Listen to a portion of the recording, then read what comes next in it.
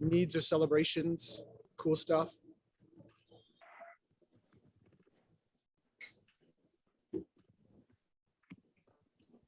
So I just finished up a deal, so I'm looking for my next deal. I'm outside of Seattle, so if anybody's got a deal in the Seattle area that they're looking to offload, definitely reach out. I'm also very interested in partnering up. I haven't done any sort of joint ventures or partnerships yet. Been kind of doing everything on my own so far. So interested if anybody's looking for a partner. If it's local to my market, I can definitely provide boots on the ground. And if it's not, I've got capital and I can always provide project management and stuff. That's kind of my specialty. So I've got a background in architecture and have some construction knowledge. So that's usually what I do most on our projects. That's awesome. How many projects have you done so far, Ben? We've done 6. So a combination of fix and flips and rentals. Some that we've held for a couple of years, and some, fix and flips just getting rid of pretty quickly usually. Just finished up our first burr, so working on getting the refinance on that at the moment. Now we'll come revisit that burr in a minute. Yeah. Ben's also a realtor in the Seattle area, so if anybody's looking for somebody who's kind of in that area for boots on the ground for something, definitely check Ben out. Ben, dropping the chat what you're looking for again. And okay. Yeah. That way we can kind of keep a record of it for anybody who's got anything. Definitely. John Kim, what are you looking for? What's happening in your life? I'm actually looking for property in Vegas. Sweet. Are you in Vegas? Preferably, yeah, in Vegas. Preferably something creative financing is what I'm looking towards, seller financing or subject to. So if anyone has any opportunities or stuff that comes across your plate, I'll be more than happy to take a look at it. Hey, John, where are you from? Where do you live at? I'm in Seattle right now, but I'm going to be moving to Vegas here the end of this month. Oh, sweet. Well, then hit us up. I'm in Vegas right now. And then Stan, who's also on the call, just joined our Vegas team. Hi, Stan. Cool. So yeah, the Vegas has a lot of opportunities. Are you looking to, when you come down to Vegas, are you looking to just do real estate full time, or are you looking to, do you have a job, or what are you planning on doing? Yeah, definitely real estate full time. That's all I'm focusing on right now. So that's the plan. Sorry. Nice. And why Vegas? Overall, I just vibe with it a lot. My girlfriend and I, for me, I grew up in Seattle, so I had to ask myself if I could see myself living here for the next 10 years. The answer is no. So we started exploring other opportunities, and I grew up the first part of my life in California, so I just love the sun, and seeing where you're at, Bro, the wrong time of the year to ask yourself the question of, can I stay in Seattle for 10 years is in the months of January, February, and March. Like that is totally wrong time. The worst time to be asking that question. Hey, I agree. But I've been asking that question for the last couple of years now, so it's been a minute. That's fantastic. I love it. So shoot me a quick DM or just a quick chat message. Give me your email and your phone number. And then Stan's a licensed realtor here in Vegas. So he's joining our Vegas real estate team. So he can help look. And he's part of Pace Morby's group as well for subject to wraps, innovations, and all that. So we're always looking. In fact, we just checked out a couple properties this morning. So good stuff happening in Vegas. Let's do it. Yeah, let's definitely link up. That sounds good. That's awesome, John. Congratulations. Exciting for you. Appreciate it. Thanks. Sweet. How about Chris Allen? What are you looking for? What are you doing? What do you need? Nothing really right now. Just working on getting more deals and getting the Hawaii branch up and running. So Chris is going to join our Keiko Capital lending team. So that's going to be good. But we're trying to get Chris into actually investing in real estate as well. So I've got one home right now. It's my primary, but in the future, we'll see some investment properties. Real estate's always a great investment long-term for sure. Yeah, 100%. That's awesome. Well, welcome. If you have anything else you need, let us know. And then if anybody's looking for a good conventional lender, that's what Chris will be doing, is conventional lending. So that's your sweet spot, right? More the conventional space, 30-year notes, Yeah, exactly. Just anything conventional, FHA, VA. That's been my forte for the last 7 years, and it's just it's been great. So based on what you're seeing with interest rates right now, kind of what's your take on the market right now when it comes to conventional lending? Yeah, interest rates, they've increased, but it's the feds are going to see all the new data from the first quarter, and it's going to start to settle down the market. My opinion, it'll start to settle the market down. Maybe they'll come down a little bit, but not much. But they're still low compared to the fourth quarter of 2018. We're still 4.5%, a little bit lower if you pay down the interest rate. But it's just the markets. They go up and they go down. It's just the way it goes. It is the way it goes, that's for sure. Awesome, man. Cool. Right on. Hey, Stan, what about you? What do you need? Do you have any needs or wants? Yeah. No, I'm good. Stan's good. He says he's good. Actually, more deals. You guys can find deals anywhere nationwide. Same thing with John Kemp. Look for creative deals, subject to deals. Also, Can you guys hear Stan? Kind of. Okay, they got Only you. barely. They heard you. That's good. Cool. How about Kaleem? Where are you at, man? Hey, I'm Dallas. You're How are in- you? Did you say you're in Dallas? Yeah, Dallas, Texas. Yeah. Is that what's behind you? Is Dallas? No, it's Ontario. Oh, okay. I'm like, that just doesn't seem to match up, but that's fantastic. Dallas is awesome. We just opened up an office in Dallas. Yeah, I just spoke with Tomas and Victor, Yeah. and I got your text, welcome text a few days ago. Yeah. And Yeah. still Welcome looking to for, the group. That's awesome. Thanks for yeah. jumping on. So Kaleem, you're a physician. No, I'm not a physician. My wife is physician. Your wife's a physician. Yeah, I'm ex-pharmacist and now IT guy.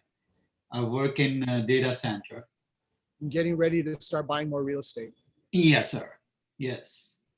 That's awesome.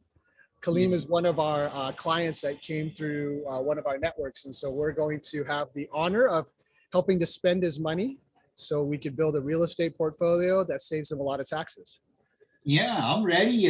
Just waiting for a correct deal, perfect deal to first, because it's gonna be our first deal, and just wanted to, especially not me, my wife. She's very, very like careful.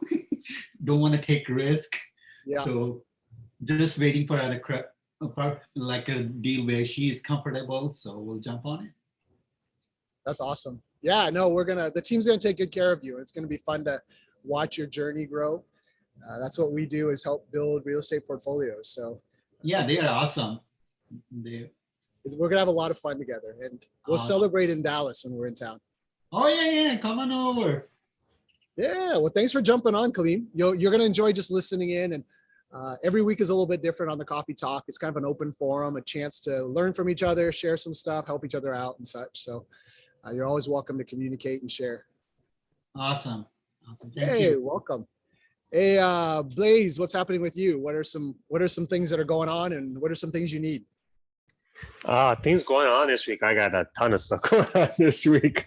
It's funny because I just got an appraisal back, and the amount came back big, and I thought, hey, this is some great news. I even texted Corey about it. I was a little bit worried because our lenders weren't able to close, or so what I had to do is I had to scramble. I had to ask for some favors and make sure I close on Monday because the deal came out really well. But yeah, we have multiple properties going up. 2 on the Hilo side, which I'm working with Fuzzy and his team.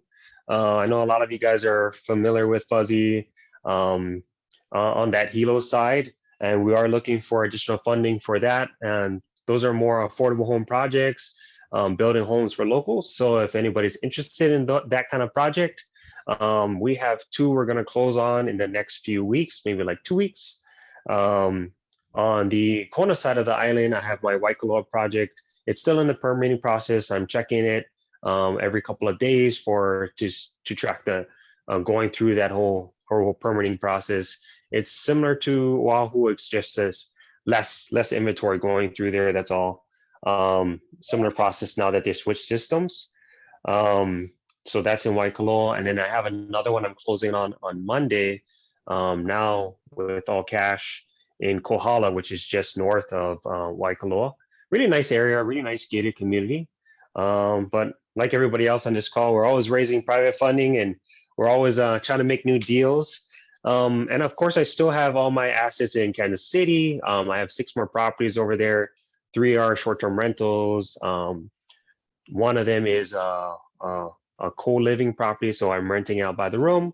One's a non-conforming duplex, and the last one's just a regular long-term rental. So a lot of stuff, a lot of stabilization, and a lot of getting things to closing this week. So and of course, finding private money, finding deals. It's part of the life, right? So part of the life of a real estate investor. That's awesome. So you're building, how many houses are you building ground up? Ground up, it's gonna be five homes. Well, that's pretty, I mean, that's pretty cool, because building ground up is not an easy endeavor, no matter where you're at. And Hawaii has its own complexities. We know we've been building a bunch of houses in Waianae that's taken us from BC days, before COVID days. So tell us on your, especially with the CPR projects, right? That process in itself can easily take another year. Yeah, well, the CPR projects need CPR about every 6 months because you got to revive the thing, man. It just keeps dying on you, you know? So just really quickly, tell us a little bit about, geez, that's really fascinating for folks that don't do ground up. So for ground up, are you finding these land deals as they're pre-permitted, or their utilities are in the ground, or are you buying raw land and then you're going in and trying to bring all the infrastructure? We're buying raw land for the most part. There are utilities in some of these, but for the most part, it is raw land. There is connects nearby because these are established neighborhoods. So they're not, I guess, unestablished neighborhoods where you're completely trenching, you know, extremely far away, and it's not no infrastructure in place, or absolutely zero infrastructure in place. But it is more raw land. There's no meters in place and all that yet for those properties. And of course, with ground up, you need experience. So what I did was I partnered with people who had experience, who has done it before. My other partner has done multiple as a GC, and of course on the HUD, at least 5, and then Fuzzy's done a handful in the Hilo side. So I partner with people with more experience than myself, and that I think has helped me a lot. Yeah, that's awesome. How do you work your partnership? So with somebody like a Fuzzy, do you go in and do 50-50, or how do you work the splits? It just depends on responsibilities. Oh, responsibility. So it just depends on that individual project, right? So for like our larger project, it was more which is going to be in Kohala. That was more of us. So on our side, we found the project. We're actually going to manage the general contracting side, not him. But we are still working together for that. So the splits is a little bit less for him. For the Hilo ones, he's more the primary person. Of course, that's his bread and butter. So it's a larger portion for him. So it really depends on each project. But you know, as long as the deal makes sense, and so for myself, I would be more of an acquisitions / you know, private money raiser, those types of things. For some people, of course, the other partners, they just want to do the job. They're general contractors. They're hard laborers. They're hard workers. They know exactly what to do. They know all that lingo, and that's what they want to do. And that's a huge portion of the process, right? Yeah, that's awesome. So that's great, because you bring the value. You bring is you raise the money, you help find the deal. They bring their experience, which is fantastic. And that's awesome. Partnerships are awesome. Anytime anybody has a chance, especially if you're just getting started. Like, you know, for example, John jumping into the Vegas market, you may want to partner on a couple deals just to get yourself launched. Kaleem's brand new into the real estate investing, and any chance you can partner with somebody who's got a good resume, it not only helps you to feel more confidence, because then you're not like, hey, am I running these numbers right? You got an extra set of eyes, but then you've also got an extra set of brains. So when it comes to trying to figure out problems, you've got some more brain power. And then when you go get lending, what's great is that hopefully your partner might have a higher credit score or maybe better financials. So that's great, because then you get lower interest rates. So partnerships can really work. But just like what Blaze is saying, is that every deal can be different. My only guidance is, in all of our years of doing partnerships, is make sure everything is in writing when you do partnerships. Super important. And Corey and I have this saying that because we're friends, we're going to write everything down. Sometimes when we're friends, we do handshake, shakas, and we're like, hey, shoots, we go. But the problem is we go until it gets bad, then there's no more go, and there's a whole lot of beef, you know? So that would be my advice on that. Blaze, what do you guys do? You guys try to write contracts, or you guys kind of like, yeah, you know, we just kind of wing it one by one, or what do you guys? No, it depends. So we usually like make an internal purchasing agreements between all of us, so we know the split. Because I guess that's usually the biggest fighting, right? In the end, how is it split? You guys kind of decided on it in the beginning, but how is it split up in the end? How is it, making that accurate? So we always have an additional purchasing agreement for all the rest of us, so we all know, like, hey, this is it. Make sure everybody knows what that split is. For our LLCs, we always have our operating agreements, of course, and of course anything else that we need into the LLC.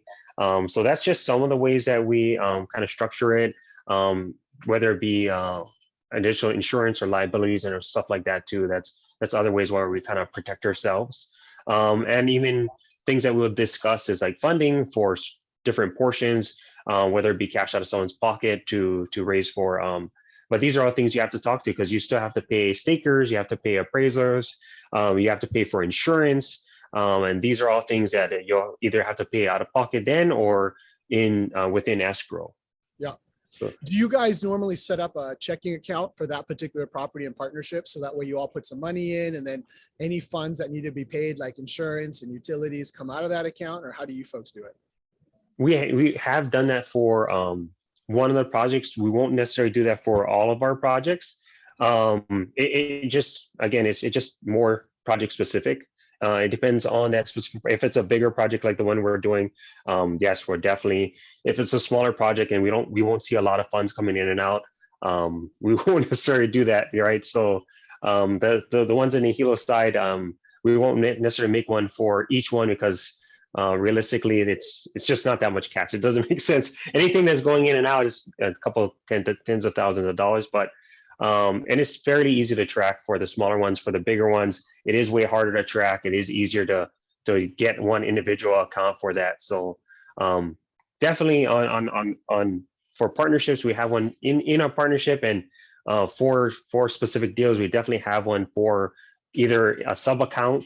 So it's really easy to open up second checking accounts. So I even do this for my rental properties, where my partnership might have one major account, but I'll open up extra individual checking accounts for each one of our properties to make it easier to track. So that's something that's easy to do. It's easy to track. It's way easier to track that way. You can easily open up another checking account under your same bank account. Yeah, that's awesome. That's a good way to do it.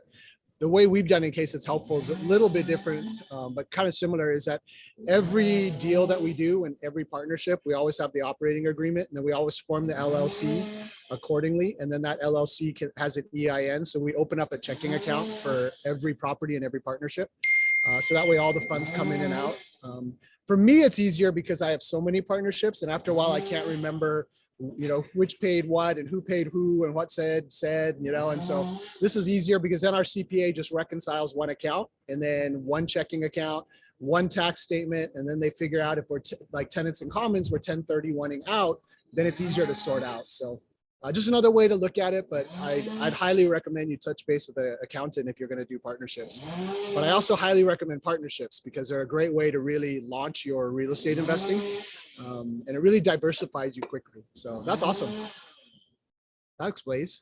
That was long. Sorry, the landscapers are here in our yard. Nice. Hey, I had a quick question for Blaze and also for you, Keikoa. So were you guys involved in attorney, when you're setting up the operating agreement and creating the LLC for each one, or are you just using an attorney initially and then you're just reusing, the paperwork and the forms, that you got from the first attorney setting up your LLC? Oh. Blaze, you want to go first? Sure. From a more novice standpoint, yeah. In the beginning, we did use more attorneys, so it just depends on how intricate you need to make this partnership, your operating agreement. If you need to make some things that are a lot more intricate, of course, involve an attorney. But a lot of times, there's a lot of these standard forms that are fairly easy to create. And there's a lot of these applications like Rocket Lawyer and all those things where you can create an operating agreement fairly easily. For anything big, of course, though, you do want to involve a lawyer just to keep that liability off of you guys, right? Okay. Mitch, that's one way to do it for sure, and it works. When Corey and I first started, we were creating our own LLCs, and we were kind of planning one property at a time. Then as we got larger and we owned more properties, I went with Anderson Advisors. I don't know if you've heard of them. Yeah, it's Clint Coons, right? Yes. Yep. Okay. If you need an introduction, I'll send you my guy without a problem.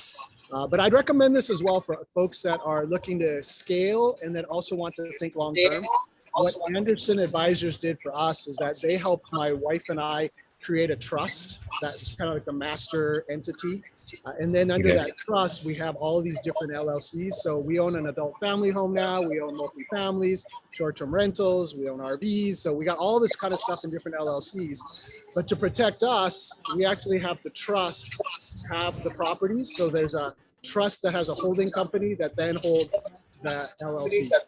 So you can basically never find us if we don't want you to find us. Kind of a thing. Okay. Yeah, he pushes the Wyoming LLC a lot also for anonymity. Oh. Hold on a second. We've got a feedback issue on our side, I guess. But trying to see. Yeah, Wyoming LLC is where we're forming most of it.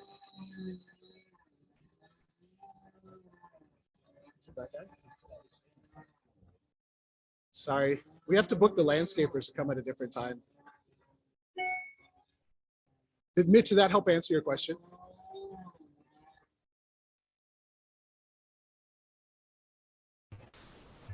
Yeah, absolutely. That's really helped. Yeah. And if you need an introduction, let me know. Happy to introduce you. It's a free consult. They're awesome. Yeah, I thought I'd do a 45-minute consultation to go over. It says, a lot of stuff on his videos is that has to undo what was previously done by other attorneys. So hopefully that wouldn't be the case, but yeah, it certainly seems like it'd be worth the 45-minute investment of your time. Yeah, it's not only, it's 45 minutes, and I was a mess, to be totally honest. I had all kinds of LLCs, Hawaii, state of Washington, state of Nevada. I mean, we're all over the board. But yeah, they clean things up, and it's about a $20,000 investment, but I would tell you it's the best use of money. And the $20,000 investment has unlimited LLCs. So what's nice is right now I can just email them to say I need another LLC, I'm purchasing another property, or I need an LLC with this partner, and then they sort it all out. Oh, nice. So they write everything up, handle all the operating, some articles of organization. They do everything. Operating agreement, articles, EIN numbers. They set up all the appropriate structures of protection. It's beautiful. The only thing they don't do, which is a little disappointing, is they don't get you coffee, but everything else they do.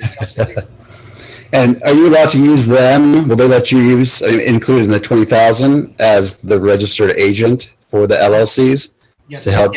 So the registered agent, and then I sign a lease agreement, so I actually use their office as my home base. Okay. Yeah, I can see that totally making sense. Yeah, that's pretty cool. I'll tee up an introduction. Shoot me an email, keikoa@teamkeikoa.com. Okay, you got it. Perfect. Yeah, we went with them and it was really easy to set up everything with Anderson Advisor. They have bunch of forms in their library. You just pick one and just fill it out and it's good to go. There's lease or any, and they have attorney in a hand if you have any question. They just immediately within a few hours will reply to your any question CPA related. So we already had a trust and it wasn't set up correctly after they looked at it, and they just corrected that and they took care of everything on their end. We didn't have to do anything. The very first 50 minutes, that's about it. Kaleem, what did they charge you? What's the current rate now? Oh, I came from SMRD, so they have a special package from there. So we got 10,000 for Platinum, Unlimited LLC, and all their other stuff like a community-based lending forum. It was included in that. Yeah, perfect. So if anybody's interested, I'll tee up an introduction and you'll get a discounted rate. I'm not sure you'll get the SRMD rate at 10, but you might be able to get somewhere around 12, which is pretty good. So just shoot me an email. That's awesome. And they do, like Kaleem said, they help you figure out your will and all that kind of stuff, which is a little spooky because you got to have those really tough questions about, how much your wife gets when you're dead and how much your kids get and who gets the sports car and who gets to pull the plug if you've got a medical condition. And yeah, it's some really good questions, but it's good for long-term planning. Exactly. Good stuff. That was awesome. Hey, Kurt, tell us a little bit about what's happening for you. And this week's kind of a free-for-all. We're just kind of checking in with folks and seeing what people are doing and seeing how we can help each other.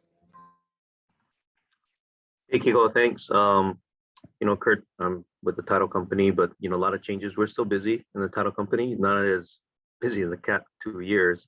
But if you guys know about this, but I would really hold on to the Bill 41, the short-term rental. That's an opportunity for you guys to contact out-of-state owners, because if you don't know, it's going to 90 days. And some people who are retired were okay with the 30 days, but now 90 days is gonna be a little more tough. So if you can look into it, this is a great opportunity to either talk to out-of-state owners, not necessarily on the mainland, but here, but mainly in Vegas or in California. They probably have no idea what's going on.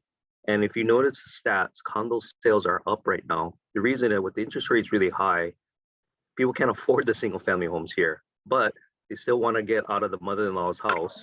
They have their own kitchen. And they're gonna say, we gotta bite the bullet on the maintenance fee. Let's just get a condo and stuff like that. So on our end, just make sure that if you're working with buyers or just yourself as an investor, just make sure that you have your money ready and how it's going to be transferred to whatever title company you work with. There's this thing called the good funds law. It's a 10-day waiting period if you're writing a personal check. So make sure you have your ducks in order on where your money is coming. Because I know someone said about different accounts and stuff. Just make sure, don't take it for granted that everybody banks here locally in Hawaii. If there's no Wells Fargo or Bank of America, there's a 10-day waiting period on personal checks. Okay. Also to Keikoa, you can talk to Corey if you allow this. I think we can set up something about understanding POA, power of attorneys, or understanding title reports. If I'm willing to offer that to you folks, but talk to Corey first. I'm just trying to be respectful on that. But thank you for letting me speak. And today's Friday, April Fool's, so just don't believe anything that you hear or read any emails that you see. Thanks, guys. Oh yeah, it's April Fool's. How about that? Well, that's super helpful, Kurt. What title company are you with? With Fidelity National Title. So we're all over the place. I'm sure on the mainland, you probably heard of Tycor, Alamo, Chicago Title. So we're all the family of different titles company. But again, I'm here as a guest, just trying to be respectful. I know you guys have your other preferred title company, but I'm always here to help as a second fiddler kind of thing. But thank you for asking, Kikoa.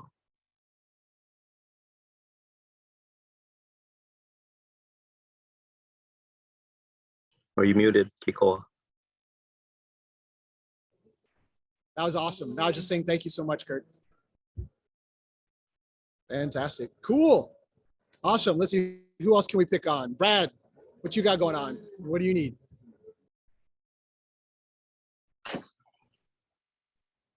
Is it me? Can you hear me? That's you. How's it, Kiko? How's it I'm on going? Oahu. We just did our, me and Kaylee just represented Kiko.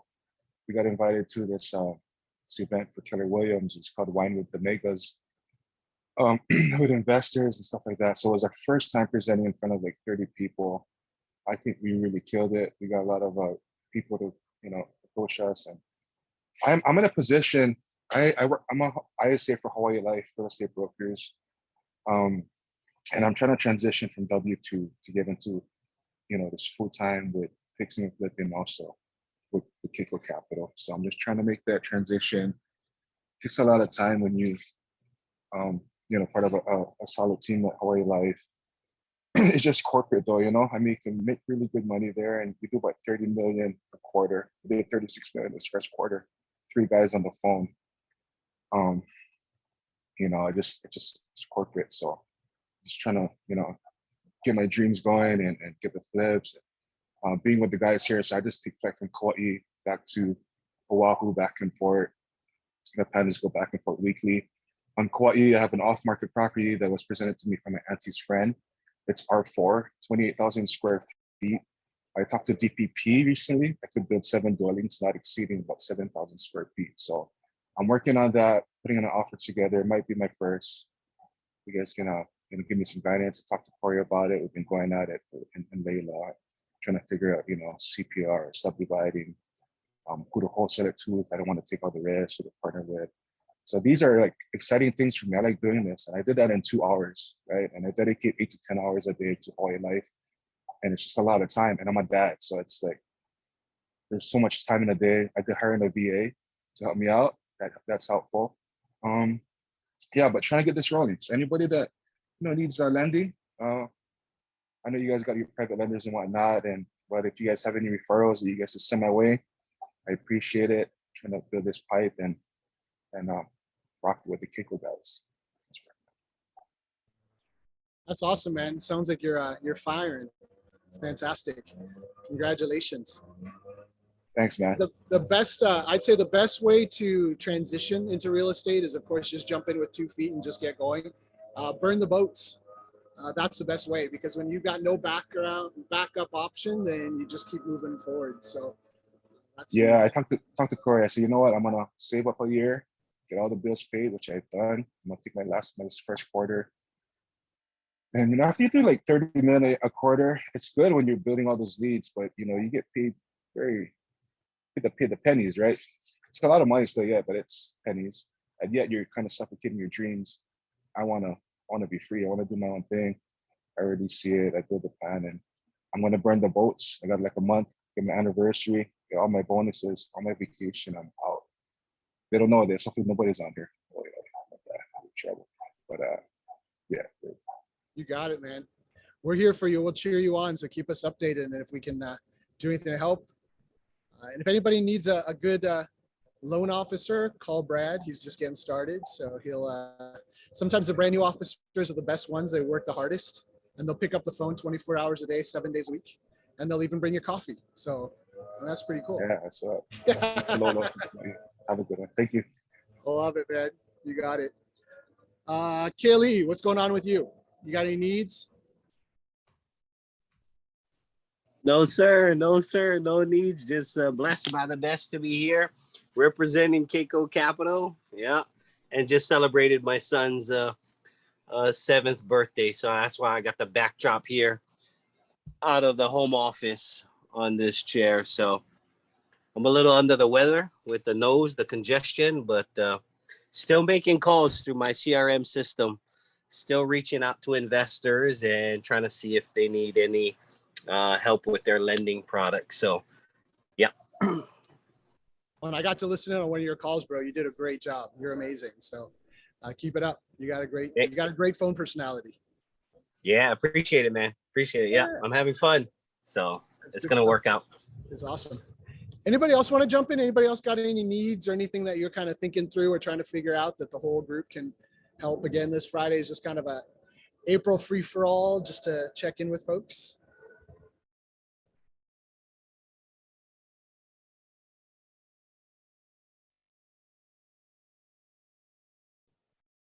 Well, while you're, Can you hear me? oh yeah, go for it. Who's that? Greg? Yes, this is Greg. Hi, I just want to introduce myself. I'm new to the chat. I was invited by Justin Acuna. We met earlier this week. He was a great guy. I'm appreciative of that giving me. This is my, first meeting with REIs. I'm in the area of Honolulu. I tried my hand at investing.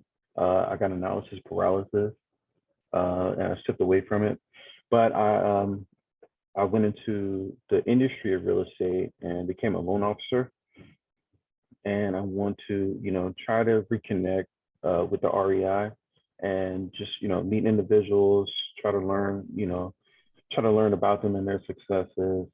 Also want to, go out and try again and venture and create my successes in the future and kind of, correlate, what I do in the real estate industry with how I can invest and be a part of the community and serve my community as much as I can.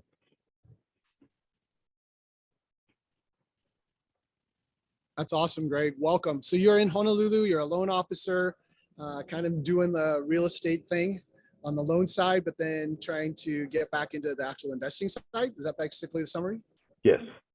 Nice. Welcome. So you're looking to try to get your first deal then, or what's your kind of your next steps? My next step is to be more proficient as a loan officer. I'm new to the industry. Like I've only been around for a couple months, but get more proficient and understand the craft and what it takes to be a good craftsmanship, as I say, in this industry. And then once I'm comfortable and have a source of income, then go into investing. Got it. So Greg, just I know this is you're kind of getting new and you probably heard about this. You can always use other people's money. Blaze was talking about it earlier. So you don't need money to buy real estate. In fact, I'm buying a $1.5 million 14 unit complex that's going to take zero of my own out of pocket money.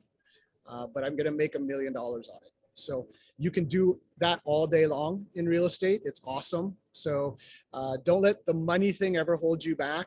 That would be the same for John, who's starting in Vegas, or anybody who hasn't bought anything yet. The main thing is your network. That old saying, your network is your net worth. I always thought that was super cheesy and kind of stupid, but the reality is it's actually true. So your network is everybody from your family to your friends to the people you work out at the gym. It's funny. Couple of my private lenders are just gym guys who watch me just work out for years. And they're just like, hey, what do you do? Like, you always look happy. You always seem to be consistent.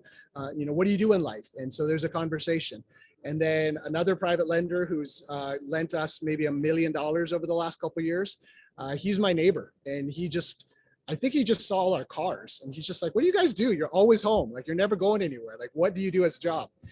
So anywhere you get a chance, have a conversation, because your network is going to be real powerful. So when you find a deal, like Blaze was saying, you find a deal and all of a sudden you're like, hey, I don't qualify for this deal because I don't have the credit scores or the balance sheet, meaning your income level, to actually get the loan on this. But man, Dr. Jones, he's awesome. Or Kaleem, his family, they've got a position in it. They're looking for an opportunity to get in a deal. I've got a deal. I don't have the cash. I don't have the credit scores. But I've got this guy who would love to get in on the deal. Let's partner together, do a JV. And then suddenly together, you figure out how to raise the money. And then oftentimes, somebody else who would actually throw some money into the deal. So I would definitely say we've got to talk more about OPM sometime and how you actually get OPM. But there's not a single one of us that couldn't do a deal with no cash of our own. It's 100% easy to do. Blaze says he talks to people at the gym. Nico, I hope they're not bothering you and you're bench pressing 500, right? They don't. That's Blaze, bro. That's Blaze photo right there. Okay. I can't bench press 500, bro. I do the bar. I do the light weights. All right, Iris, what's happening in your life?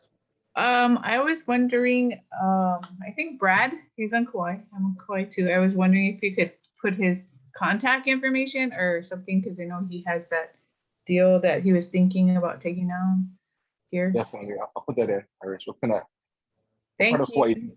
Yes, I'm in Kikaha. Where are you at? I'm in Kalaheo. Oh, right on. That's where my post office is. That's set up. Yeah, yeah, definitely. I will connect. I'll drop my contact and send me out. Okay, thank you. I'm actually doing real estate with Blaze and WNN. I'm in Missouri and Kansas. So, but I really would want to do something here. Definitely. Yeah, I'm trying to tap into there. I actually met with like Bueno contractors and building my team, you know. I got a pre-foreclosure list too. So we'll talk about that. I got a lot of Awesome. Thank you. Yeah, yeah. Yeah, Iris, so you're in Missouri and you said where? Kansas? Kansas on both sides, yes. Nice. So what are you buying over there?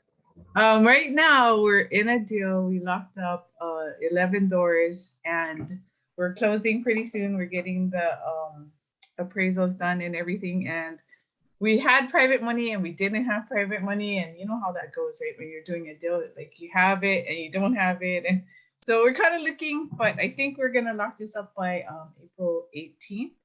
Nice. Yeah. So tell us about the deal. How many doors? It's 11 doors, so it's 2 quads, a duplex, and a single family home. Okay. And it was listed for 1.265 million. We got it down to 1.22 million. Yeah, so we have like half of the down payment, and I'm in JV with one of my members in the wind Nice. mentorship. So that's so 110,000 a door. Yes. How many bedrooms and baths per unit? It's 2 ones, and the single family is a 3-1. And then what's the rent per unit? It's about $850. Oh, $850 in Kansas. Yes. Oh, people can afford that in Kansas. That's yes, crazy. dude. I'm trying to push that out of my Vegas properties. The market in KC, I think, I don't know, there was, yeah, in the better areas, Blaze said you can actually get more money. But KC is getting really hot right now. It's so crazy. 112,200 a year gross income. Yes. But our thing is that we just locked up the deal. We still haven't figured out like our exit plan, but we know we're gonna get rid of one to pay back the private lenders. But we're not too sure if we want to keep the quad or the duplex. We go back and forth every single day, me and my partner, on what our exit strategy is. But for now, we're just focusing on the private money and trying to lock up the down so we can close and then figure out the rest. So the complex is individually subdivided, so that way you can sell off parts, is what you're saying? Yes. Yes. So each of the quads are separate, and then yes. the duplex, and then the single family. Yes. So 4 properties. So if you were to sell them separately because they've got separate TMKs, what would be the value if you were to sell them at market? I think it's like 1.4 million if we sold it all. You got a couple 100,000? Yes. As is, or with forced appreciation? As is. Nice. Yeah. Hey, so if you want, I'll be happy to look at that deal with you. Okay. So that's what we do. We do multifamilies all day. On back of the napkin paperwork, that looks pretty decent, especially if you got 4 separate parcels. Yeah. That's a good flip play as an exit. But it doesn't sound strong enough that you could do a burr play on it. Yeah, yeah. So that's why we are kind of going back and forth on, because the appreciation in KC went up. It's so wild. It went up a lot. Yeah. That it's the question is, will it keep going at that pace, or are we at the top? I'm not sure, but I know that they just announced that the Meadow is going to KC, and I'm like, oh, yeah. But not in our area. It's like further north. Yeah. That's cool. So you're looking for other OPM. How much OPM you need? We're looking at like 140. So 140. So what do you have? A bridge loan? Yes, we do. We have a bridge loan right now, and then we're gonna. It's for a year, so we're kind of figuring out what we're gonna do after that. So they're asking you for 25% down on the bridge? Yeah, yeah. So you're gonna raise, so you got about half of it raised. Yes. Gotcha. And then what are you paying for private money? We're thinking 8%. 8%, okay. And then a 1-year note Yes. tied to a deed and promissory note? We didn't get that far yet because this is like our first big deal. So I'm not sure.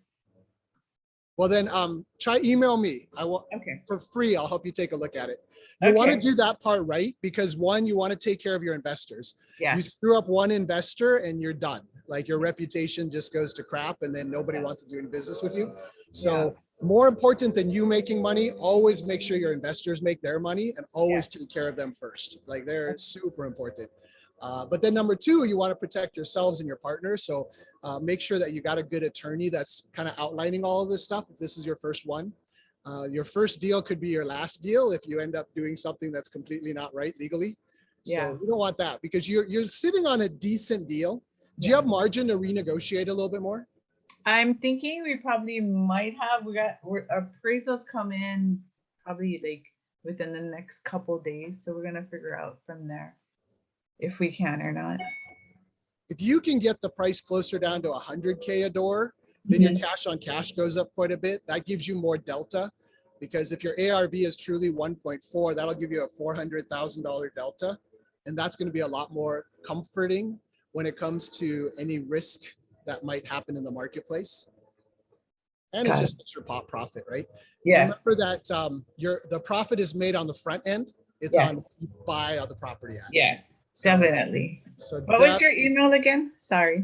Keikoa@teamkeikoa.com. Thank you. Just send me everything. Yeah, we'll check it out. If anybody wants to loan money to Iris, Iris, drop your email in there as well. Okay, thank you. And then check it out. That'd be cool. That's great though. Sweet. Thanks for sharing, Iris. That's exciting. I actually was in contract. I was looking in Michigan. I really want to buy something in the Midwest because I keep saying I don't want to, so I better do it just to try it. And so I went up to Michigan since my wife's from there, and I have a fire station under contract, and I was going to buy an 8-plex for $200,000, $800 a door in rent. It's out of control. Cash on cash was astronomically high. But the unfortunate thing is that there is no employment in the whole city. So everybody who's paying is all on assisted living, or they've robbed banks to pay the rent. So I don't know. It's hard to check that kind of income, but we'll see how that goes. Cool. Anybody else got anything? I know that a whole hour has gone by. This is amazing. Kaleem, you got a hand up. Or you just meant to hit a wrong button or something. Kaleem, you got anything? Yes, I have a quick question. How you deal with the appraisal gap? Like somebody had a deal, came out with 1.5 million, and when we tried to go in and they said, okay, if you want to get this deal, it should be around, bring in the money around 1.6. I know that it's going to appraise around 1.4 or something, but that's where the market in Dallas around here is right now. So how you deal with that kind of situation when you are a first-time investor and looking like that much of a cash up front? Yeah, what's your great thought? question. I'll give some input, and if anybody else wants to add, that'd be awesome. So Kaleem, as a first-time investor, for sure, a couple rules is never get emotional. Always go back to your buy box. So kind of have a checklist. I tell my kids that too, and they're in high school, and I'm like, know who you want in a girlfriend or a boyfriend, and don't settle for less. You know? So same thing when it comes to buying real estate is know what your buy box is. So if your buy box is 12% cash on cash, and say B or C class neighborhood, and you only want renovation budget not to exceed 250,000, you know, so you kind of know what your parameters are. Make sure that every deal you look at goes through that box. If it doesn't go through that box, then it just gets rejected. The problem with a lot of first-time real estate buyers, and I've done this myself, is that we allow the fear of missing out, that whole FOMO thing, cause us to make decisions to buy a property that on paper does not meet a single buy box. There are exceptions to the rule, of course. So exceptions to the rule, I call the wife factor. So every once in a while, my wife is like, but it's so cute and it's so nice. And oh, we want to have a house there. So sometimes you have a factor that comes into play that you got to be able to do an audible. But Kaleem, for you, if you have an appraisal gap of $100,000, my assumption is in an appraisal gap situation is the cash on cash is going to be blown out of the water and not hit your buy box. Because an appraisal gap means that you now have to take that $100,000 delta and you now got to put that $100,000 as additional down payment, which means you got to write a check for an additional $100,000 to close the property because there's an appraisal delta. So that extra 100,000 now adds the amount of cash that you're bringing to the table at closing, which now then skews your cash on cash, and it actually brings your cash on cash down because you're bringing more cash to the deal and the rent or income stays the same. So more cash, income stays the same, cash on cash drops. Less cash at closing, income stays at a certain level, cash on cash goes up. Does that make sense? Yes, and bummer was they wanted us to waive a appraisal clause. Yes. That's very common. And the COC was like a 5% or so. Yeah. And I said, no, it's just too much and variables involved in there. And I don't want to bring that much cash on the table. No, that's perfect. Well, because Kaleem, for you, 5% cash on cash is outside your buy box. So that's a no. There are others that may be on this call that a 5% is a dream come true. I have some friends that are investors and they don't even care about cash on cash. They just want to break even. So they want to put their down payment. They want to have renters cover that mortgage and they don't care at all if there's a cash on cash return because they're long-term asset portfolio builders. And so that's their buy box, right? But for you and I, that's not it because we've trained you to want value add. We want forced appreciation and we want the opportunity to actually do a 1031 to build the portfolio. Correct. So your training is now that, no, that doesn't work. 5% cash on cash is an absolute no. 7% is a no. Honestly, 9% is a no, right? So no, I'm happy with 7% though.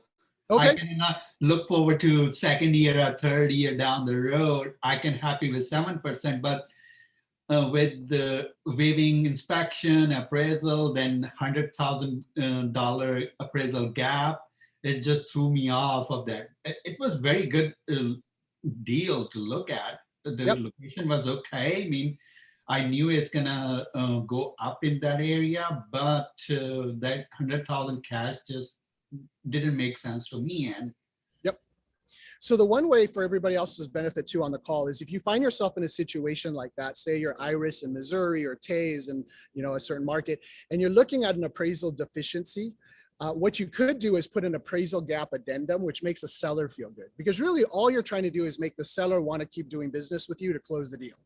And sometimes that appraisal gap deficiency is only 20,000 instead of 100,000. So what that means is that even if the appraisal will come in at 100,000 less than your purchase price, you take 20,000 under any appraisal deficiency or 20,000 to fill the gap. And that whatever the additional balance is, you're going to cover seller. And sometimes sellers are like, oh yeah, that's not a problem. I think the property is going to appraise no problem. And so they sign it.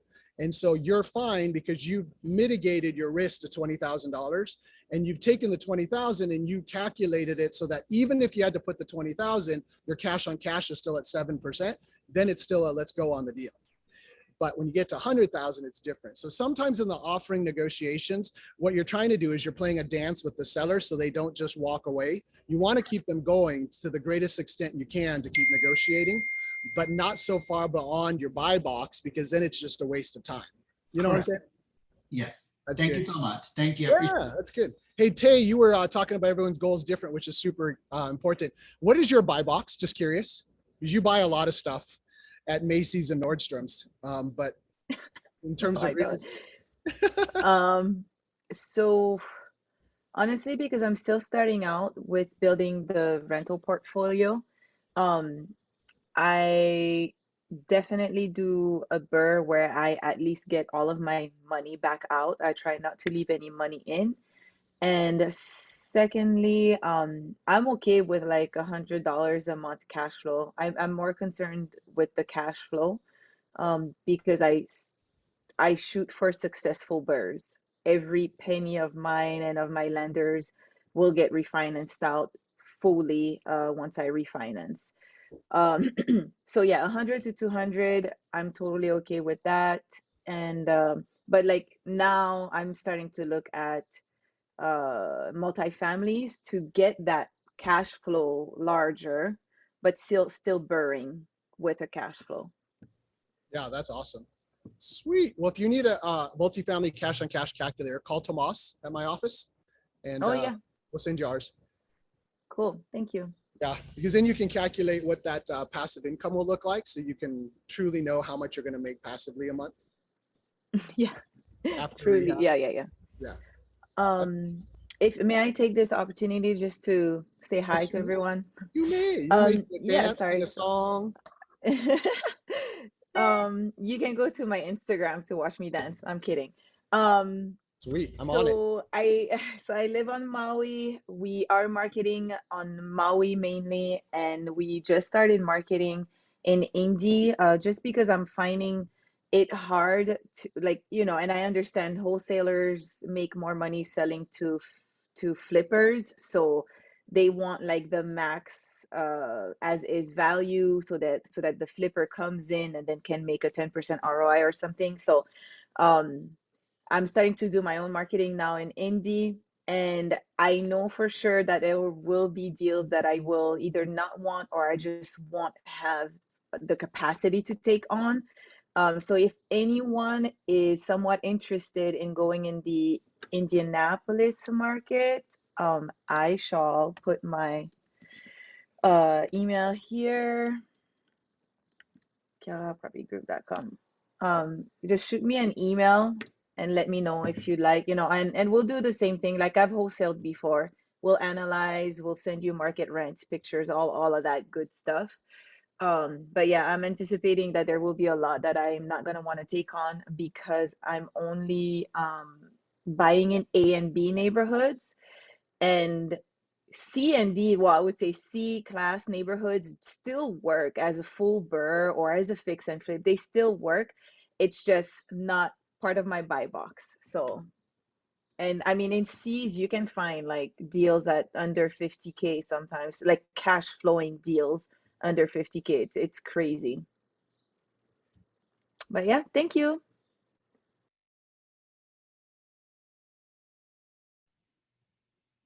You muted, Keko?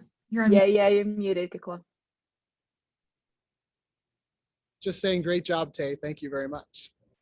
That darn mute button. I wanted to add in too. I mean, I see all the people on Instagram, but Tay, you're doing a great job. I follow your stories and like everything that you're doing. So you got my support on for you. Thank you. Yeah, we try. Tay's the real deal. So yeah, so shoot her a message if you want to get any of Tay's deals. And then Tay, if anybody doesn't respond to any of the deals you got, I want to take a look at any of your dead deals. 100% of them.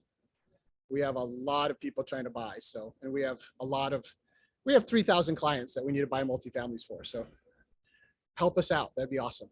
Just personally, before we sign off, a couple of things that I'm looking for is if anybody has any leads come across your email for any multifamilies from 2 doors to 2,000 doors that have value add in any market in the country, unlimited budget, shoot it to me. That'd be fantastic.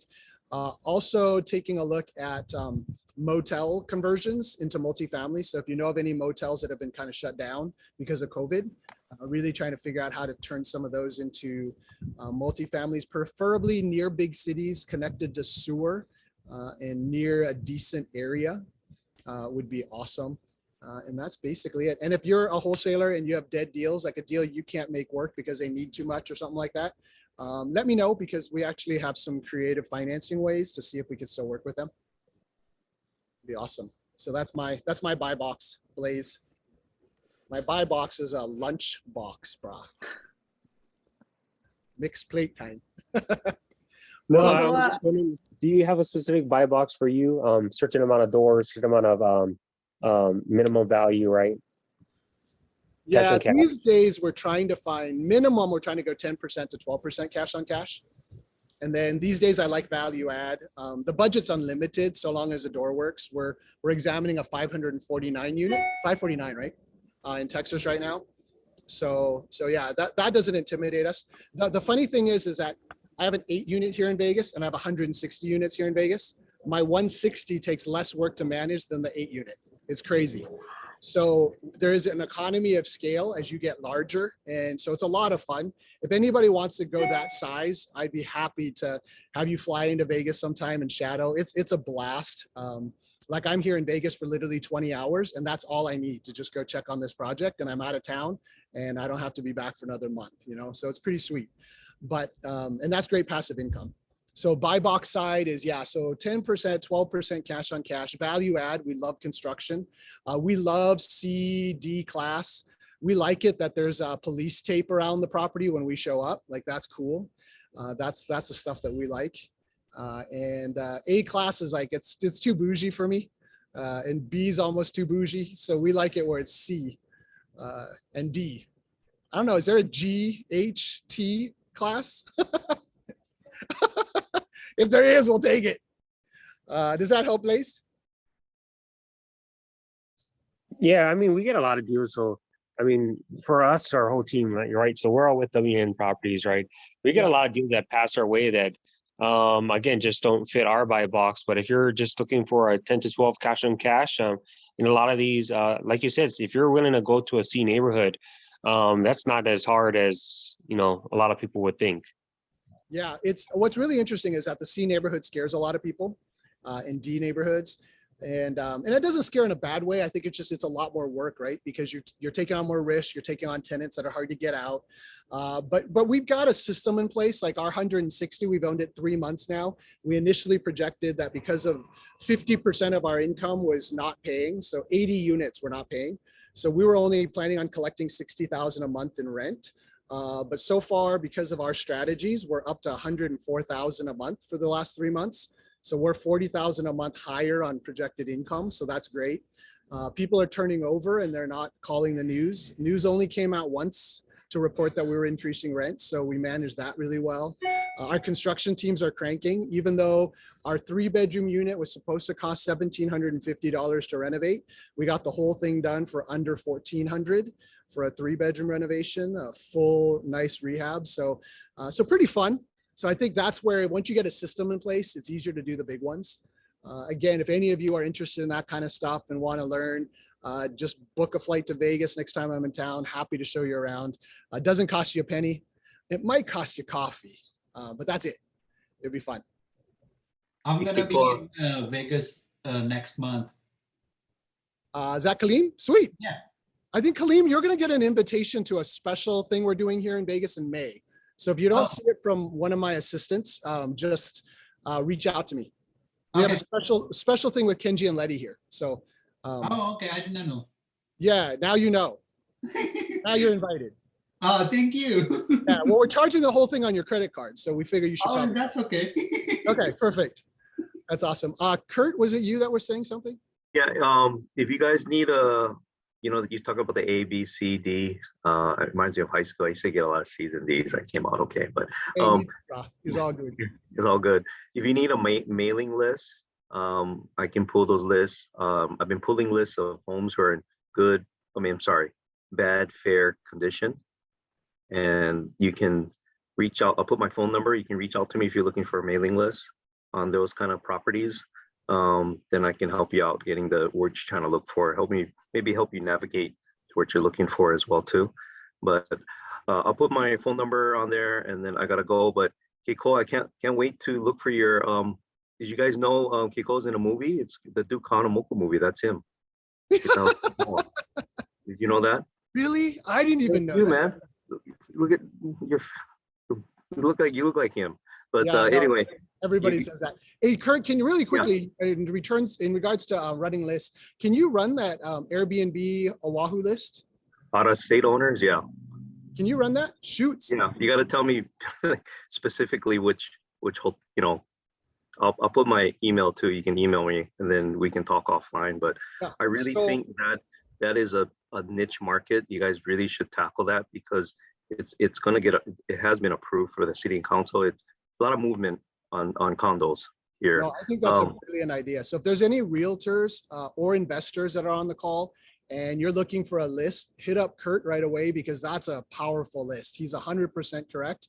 30 days to 90 days ruins a short-term rental return. And I mean, there's just got to be a lot of business because, I mean, how many people go to Hawaii to vacation for 90 days? It's a little bit rough. So yeah, definitely. That's a great list. Great idea, Kurt. So if anybody is interested. Yeah, and also too, if you're a realtor or investor, you got to be careful on the language of the contract because I know that's probably going to be changing in a couple of years. And you got to be careful you're not liable in any way that, oh yeah, it's a short-term rental and it's part of that Bill 49, you can get in trouble. So be very cautious and ask a lot of questions. That Kiko, you know that's that saying, right? CYA. Yeah. Yeah. See your apples. That's what it means. Yeah. See your apples. Something like that. Awesome, guys. Hey, thanks, Kurt. All right. It's quarter after already on a Friday. Man, this was fun. I kind of like it that Corey doesn't show up. Nah, just kidding. That was for the recording.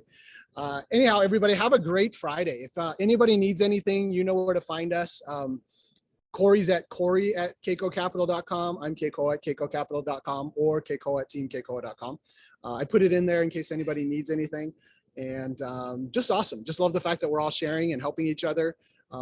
To all of you new investors, welcome. You're going to love the journey. Don't give up. Keep your eyes pressed forward, burn the boats, and then just resource, network with some really good people. And some of them on this call are amazing. So definitely connect in. All you seasoned investors, thank you so much for being mentors and coaches. It's awesome. And all of you moving. Chris is moving. I guess John's moving. Everybody who's moving to different places, good luck and have a great time. And to everybody, happy April, man.